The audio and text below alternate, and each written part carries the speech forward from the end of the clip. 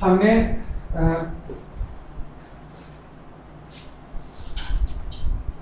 थोड़ा बहुत तो जान लिया था सेल डिवीजन के बारे में कि हमारी बॉडी में जैसे लाइफ की मैं बात करूं तो लाइफ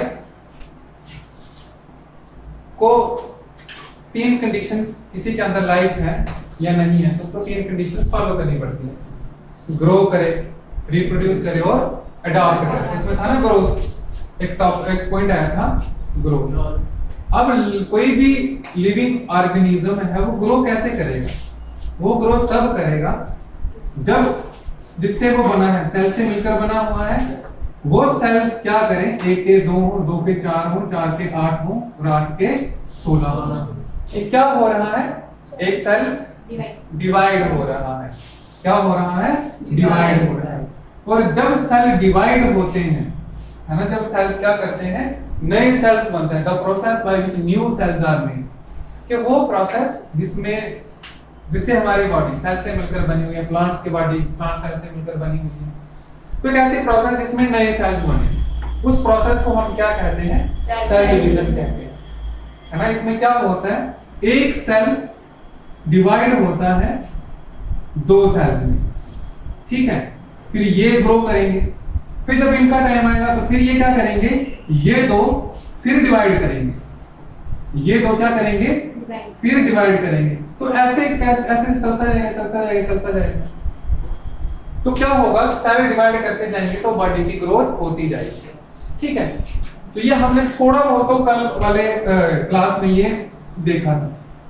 फिर हमने ये भी देखा था कि 2 तरह की डिवीजन होती है, एक माइटोसिस और दूसरी मियोसिस। ये हमने देखा था ना।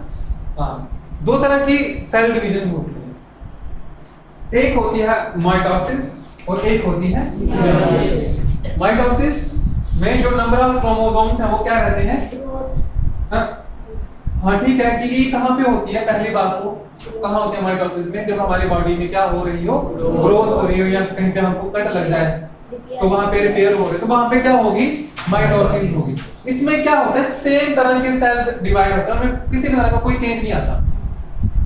लेकिन जब मियोसिस, ये कहाँ पे होती है? हमारे सेक्स सेल्स में, है ना, रिप्रोडक्टिव पार्ट में ये मियोसिस होगी, ठीक है। माइटोसिस कहाँ होगी? जो हमारे ग्रोथ या हमारे बॉडी ऑर्गन्स हैं हमारे, ठीक है, ग्रोथ प्लस रिपेयर में।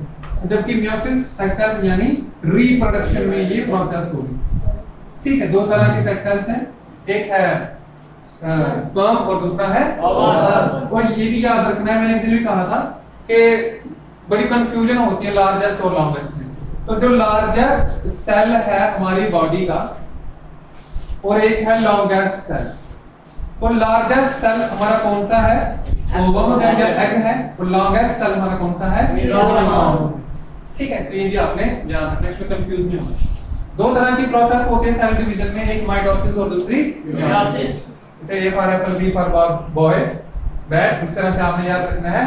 M is for mitosis, N is for meiosis. अरे M फॉर मैंगो, ना M फॉर माइटोसिस। आज से अपनी जो ABCD है वो चेंज कर लो। C से साइटोप्लाज्म, ठीक है, N से न्यूक्लियस, ठीक है, G से गोल्गी ऑपरेटर्स, M से माइटोकॉन्ड्रिया भी है ना, M से माइटोसिस भी है, M से मियोसिस भी है, ठीक है। ये ABCD आपने लर्न करनी है। अब सबसे पहले अब आता है माइटोसिस। इसमें क्या होता है, जैसे ये एक प्रोसेस है, हम देखते हैं, आप पहले इस वीडियो को देखो, आपको समझ में आ जाएगा कि क्या होता है। फिर देखते हैं इसके बाद किस तरह से डिवीजन होती है हमारे सेल में। सबसे पहले कुछ फेजेस होते हैं, ठीक है, G1 phase, S phase, G2 phase और सबसे पहले M फेज होगा।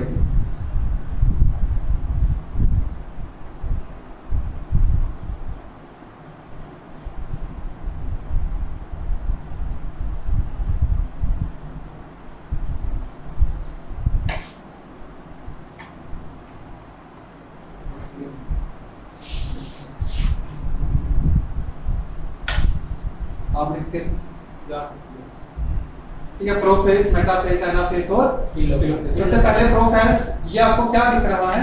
न्यूक्लियस दिख रहा है, और न्यूक्लियस के अंदर ये पूरा सेल है, और ये क्या है, क्रोमोसोम्स है, क्रोमैटिन है, ठीक है, क्रोमैटिन है, बीच में क्या है, न्यूक्लियोलस है, ठीक है। तो अब ये धीरे धीरे क्या होगा, प्रोफेज में ये जितने भी क्रोमैटिन है ये कंडेंस होंगे, तो क्या बनाएंगे, क्रोमोसोम्स बनाएंगे। क्या बनाएंगे, क्रोमोसोम्स। ये था क्या,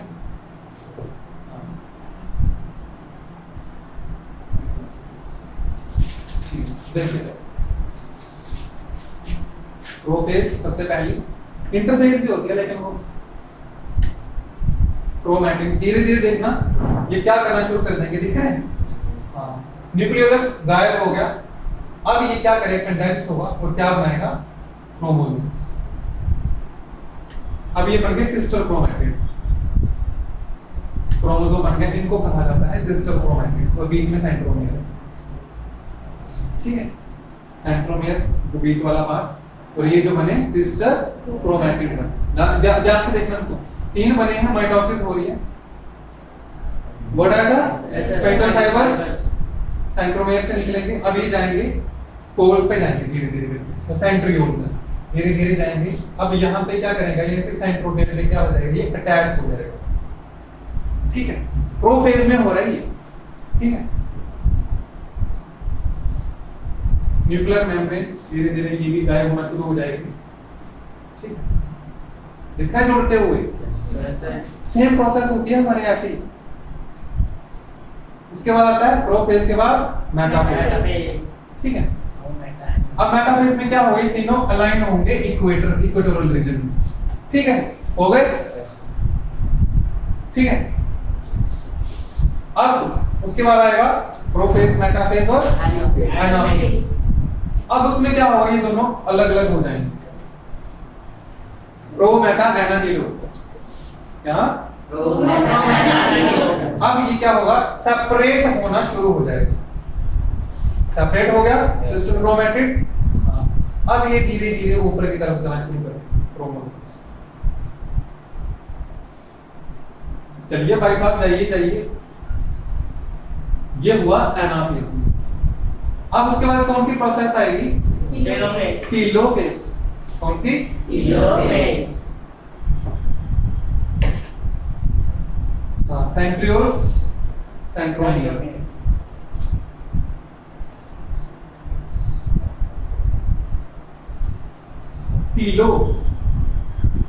टीलो में क्या होगा, नया ही न्यूक्लियस बनना शुरू हो जाएगा, ठीक है। इसमें क्या होता है, न्यूक्लियस के अंदर, सेल के अंदर ही न्यूक्लियस, फिर ये जो जिससे बने थे वो फिर से क्रोमैटिन। अब यहाँ पे क्या होगा, एक सेल के अंदर 2 न्यूक्लियस आ गए। अब सबसे एंड में क्या होता है, साइटोकाइनेसिस होती है, इसमें ये पूरी तरह से क्या हो जाता है, सेपरेट हो जाता है, ठीक है, साइटोकाइनेसिस। अब धीरे धीरे ये चीज रिड्यूस होना शुरू कर देगी, ठीक है, और फिर ये, चलिए भाई साहब, अलग हो जाएंगे, ठीक है।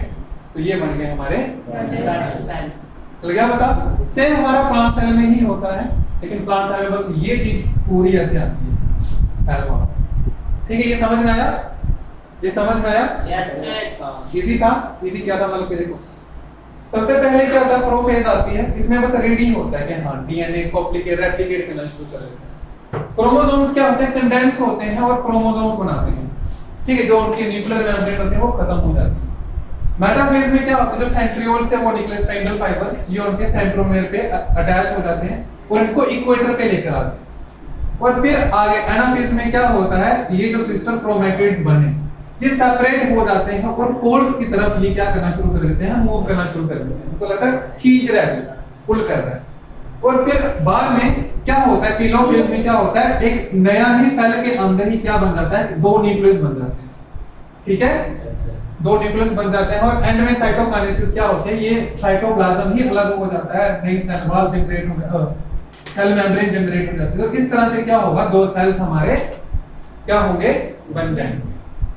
सेम अब ये माइटोसिस है, तो इसमें जो मदर सेल है जो बर्थ देगी 2 डॉटर सेल्स को, वो सेम शक्ल के होंगे। इसमें जो नंबर ऑफ क्रोमोसोम्स, इसमें कितने दिख रहे हैं, 1 2 3 4 4 है ना, और जो इसके डॉटर सेल्स बने इसमें भी कितने हैं 1 2 3 4।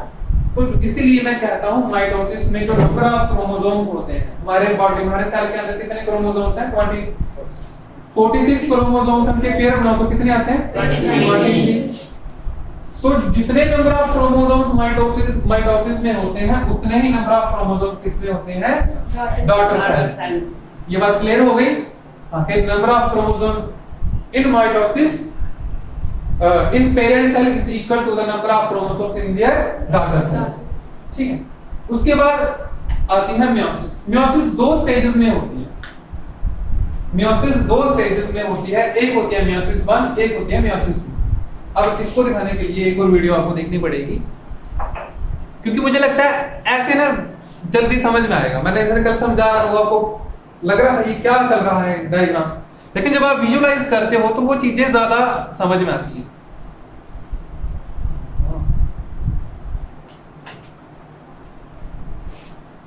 मैं कहीं पे था तो वहां पे लेक्चर सुन रहा था तो उन्होंने मुझको एक बात बोली कि जो हमारी आई मेमोरी होती है ना, हम चीजों को देखते हैं वो बहुत स्ट्रांग होती है हमारी ईयर मेमोरी से। बताइए मैंने आपको ये बात। जो हम चीजें सुनते हैं ना वो हमारे दिमाग में बहुत कम देर तक रहती है, लेकिन जो हम चीजें देखते हैं ना वो चीजें ज्यादा देर तक रहती हैं। मैं ये नहीं कहता कि परमानेंटली ना, बस ज्यादा देर तक रहते हैं, इसलिए कहते हैं eye memory stronger than ear memory. तो चलो मियोसिस देखना था ना हमने 50 MB की video.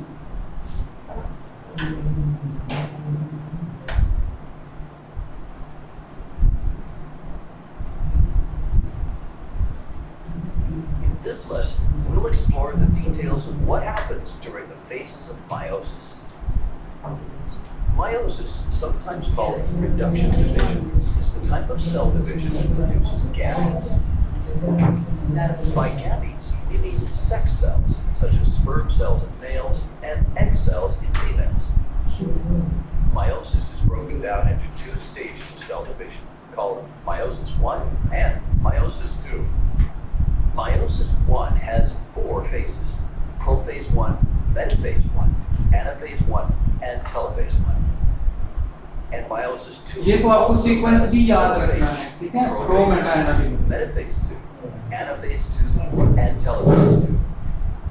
Let's look at what happens during meiosis 1. Prophase 1 starts with a diploid cell. Its chromatin contains 2 uncoiled, spread out sets of chromosomes. अब यहाँ पे एक टर्म आई डिप्लॉयड सेल, है ना, जिसमें जो क्रोमोसोम्स का नंबर है वो 2n होगा। ठीक है, जैसे हमारे बॉडी में हमारे सेल में 46 क्रोमोसोम्स होते हैं, पेयर करने पे 23 हो जाते हैं। तो क्या बना 46 है तो 2 into 23, तो जिसमें 2n नंबर ऑफ क्रोमोसोम्स हो, तो याद रखना वो कौन सा सेल होता है डिप्लॉयड सेल। ठीक है, क्रोमैटिन तो आपको पता ही है। One from each parent. After the DNA in the chromatin replicates, it condenses into the more familiar X-shaped chromosomes. The replicated DNA is the same in the identical sister chromatins of each chromosome. In a process called synapsis, each chromosome pairs up with and binds to its corresponding homologous chromosome, forming a tetrad. A tetrad is the group of 4 sister chromatids in paired homologous chromosomes. The chromosomes contain genetic information called genes. These genes were inherited from each parent. And different versions of the same gene on each chromosome are called alleles. In a process called crossing over, chromatids from each homologous chromosome exchange segments of alleles. अब यहाँ पे एक term है crossing over, है ना। Crossing over में क्या होता है, देखो जीन्स, पता ना जीन्स क्या होते हैं, आपने सुना होगा वर्ड जीन्स। जीन्स में हमारे इसी जीन्स में इंफॉर्मेशन होती है, हमारे आंखों का कलर कैसा होगा, हम कैसे होंगे, है ना। सारी इंफॉर्मेशन इसी जीन्स में है, हमारे डीएनए में। और जब ये मिल जाएंगे तो इंफॉर्मेशन क्या होता है, इन एलील्स में ये इंफॉर्मेशन एक्सचेंज हो जाती है। जो इसके पास थी वो इस सिस्टर क्रोमैटिड के पास चली जाएगी, जो इसके पास थी थोड़ी सी इंफॉर्मेशन वो इसके पास चली जाएगी। इस टर्म को हम क्या कहते हैं? Crossing over. ठीक है, अब नेक्स्ट आगे called crossing over. Chromatids from each exchange हो गया ना इंफॉर्मेशन का, तो उसको क्या कहेंगे? Crossing over. Also called recombination, crossing over randomly happens on every chromosome, resulting in different gene combinations. This explains why every gamete is genetically different from every other gamete. Crossing over results in genetic variety in offspring. This is why children are different from their biological parents, as well as from their biological siblings. और इसी crossing over की वजह से ना, इसी crossing over की वजह से ये जो क्रॉसिंग ओवर हो रहा है हमारे रिप्रोडक्टिव सेल्स में, जो बच्चे होते हैं वो पेरेंट से क्या होते हैं? अलग होते हैं। ठीक है, इसी क्रॉसिंग ओवर की वजह से ये बात चलेगी होता है ना, कि क्यों बच्चे जो होते हैं वो अलग होते हैं पेरेंट से, क्योंकि जब क्या हो रहा होता है सेल में, जब डिवीजन हो रही होती है तो उसमें एक प्रोसेस आता है क्रॉसिंग ओवर। इसकी वजह से इंफॉर्मेशन एक्सचेंज होती है, और इंफॉर्मेशन एक्सचेंज होने की वजह से जो सेल बना उसके पास अलग इंफॉर्मेशन होगी। ठीक है, तो इसलिए जो ऑफस्प्रिंग्स होते हैं वो अलग होते हैं। फिर वही process and spindle fibers fan out from them. Next, in metaphase 1, the homologous chromosomes line up at the equator and attach to spindle fibers from opposite poles. During anaphase 1, spindle fibers separate the homologous chromosomes in each tetrad and pull them to opposite poles of the cell. The cell enters telophase 1 with one chromosome from each homologous pair at separate poles. However, each chromosome still consists of sister chromatids. Keep in mind that each chromosome's sister chromatids are no longer identical because of the allele exchange that happened during crossing over. इनको alleles कहा जाता है, याद रखना। Spindle fibers disappear and the nuclear membrane reforms around the chromosomes. Finally, cytokinesis occurs.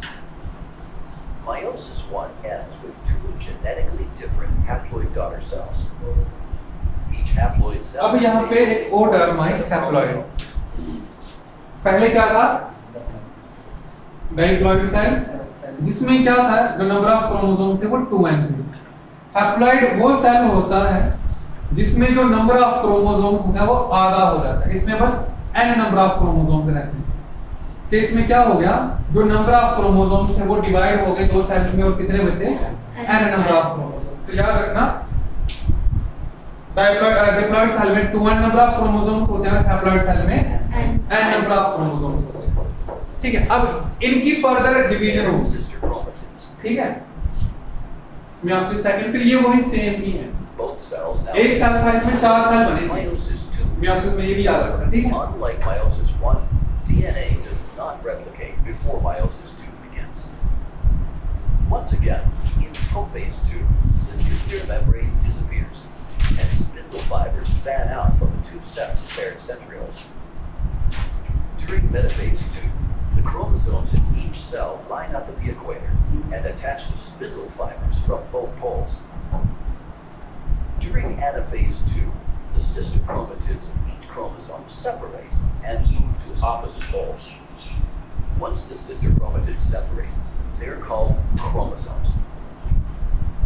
Finally, during telophase 2, the spindle fibers disappear and nuclear membranes reform.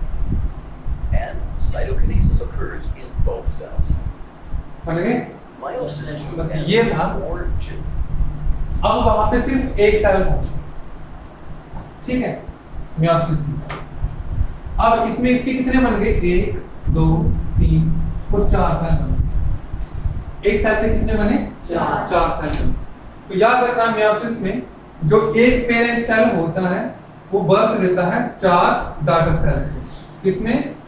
Meiosis में। लेकिन जब मैं बात करूं माइटोसिस में, इसमें उसमें एक पेरेंट सेल बर्थ देता है दो डॉटर सेल्स। मियोसिस में हैप्लॉइड सेल मिलेंगे और जबकि इसमें तो डिप्लॉइड ही मिलेंगे, क्योंकि इसमें नंबर ऑफ क्रोमोसोम्स क्या रहते हैं, सेम ही रहते हैं, जबकि इसमें जो क्रोमोसोम्स का नंबर है वो क्या हो जाता है, रिड्यूस हो जाता है, हाफ हो जाता है। ठीक है, Many different haploid daughter cells, each containing only one set of chromosomes. Some key points to remember about meiosis. It begins with a diploid cell. Meiosis only produces gametes. Gametes are genetically different haploid cells, sperm cells in males and eggs in females. Meiosis has two stages of cell division called meiosis 1 and meiosis 2. During meiosis 1, homologous chromosomes separate to produce two haploid cells, each containing chromosomes in the form of paired sister chromatids. ठीक है, तो ये कहां से शुरू होते हैं, diploid cell, तो नंबर ऑफ क्रोमोसोम्स, इसमें सिर्फ क्या प्रोड्यूस होता है, सिर्फ गैमेट्स प्रोड्यूस होती है। ठीक है, और कौन से, हैप्लॉइड। ये कुछ टर्म्स हैं जो आपको याद रखनी है। ठीक है, उसके बाद ये दो स्टेजेस में होती है, हमने देखा मियोसिस, मियोसिस 1 में और मियोसिस 2 में। मियोसिस 1 में दो हैप्लॉइड सेल्स बनते हैं जिनमें हर एक के पास एक क्रोमोसोम होता है, फिर उसके बाद फर्दर डिवीजन होती है और हमको 4 हैप्लॉइड गैमेट्स मिलते हैं। ठीक है, तो ये थी आपकी मियोसिस और माइटोसिस। इजी है, आपने बस शुरू में कुछ ही टर्म्स याद रखने हैं। जब आप हमारे क्लासेस में जाओगे तो काफी डिटेल में पढ़ोगे। आपने क्या चीज याद रखनी है, पहले तो कि दो तरह की सेल डिवीजन होती है, एक होती है माइटोसिस और एक होती है मियोसिस। माइटोसिस होती है जब हमारी बॉडी में ग्रोथ हो, रिपेयर हो, तो वहां पे माइटोसिस होगी। हमारे गैमेट्स जो है, हमारे गैमेट्स दो तरह के गैमेट्स है ना, उसमें कौन सी डिवीजन होती है, मियोसिस। माइटोसिस में जो नंबर ऑफ क्रोमोसोम्स है वो सेम रहते हैं और मियोसिस में नंबर ऑफ क्रोमोसोम्स क्या रहते हैं, आधे हो जाते हैं। उसमें एक पेरेंट सेल दो डॉटर सेल को बर्थ करेगा और इसमें एक पेरेंट सेल कितनों को बर्थ करेगा, 4। बस इतना ही आपने इसको याद रखना है, और कैसे कैसे प्रोसेस होती है तो वो तो आपने देख लिया। आई बात समझ में? तो ये था आपका आज का टॉपिक। थोड़ा सा मुझे लगता है बोरिंग था, हाँ बोरिंग, हाँ सर बोरिंग। ठीक है, फिर तो इसी के साथ ये आपका चैप्टर कंप्लीट हो गया है। बाकी हम करेंगे, आप नया चैप्टर शुरू करेंगे। ठीक, ये तो नींद लगी है, बस इतना ही है।